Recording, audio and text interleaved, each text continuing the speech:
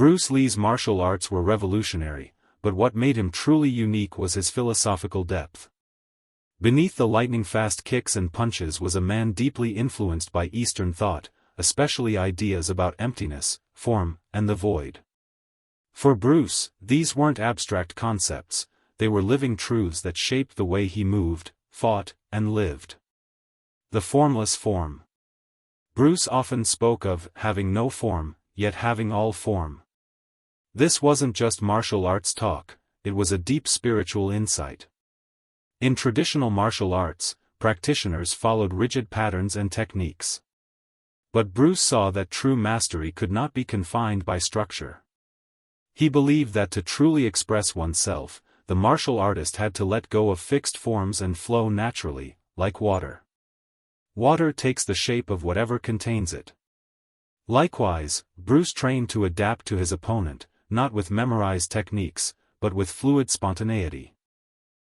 This was the foundation of his art, Jeet Kune Do, the way of the intercepting fist. It was a system based on freedom, not restriction. The philosophy of emptiness. Inspired by Taoism and Zen, Bruce often meditated on the concept of emptiness, not as a void of nothingness, but as pure potential. He once wrote, "Emptiness is the starting point. In order to taste my cup of water, you must first empty your cup."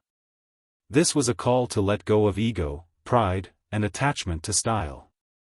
A martial artist must empty themselves of assumptions and allow true learning to take place. Only when the cup is empty can it be filled with fresh water.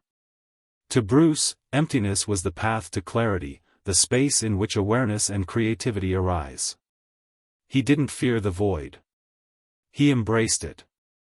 The void in combat and life.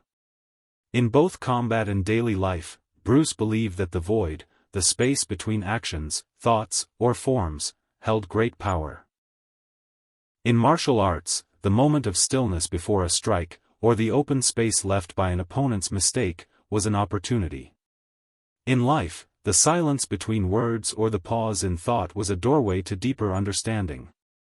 He trained his mind to be alert to these silent moments, to feel them and respond not with force, but with intuitive flow. This ability made him not just fast, but timeless, moving in a rhythm others couldn't anticipate. Spiritual awakening through martial arts.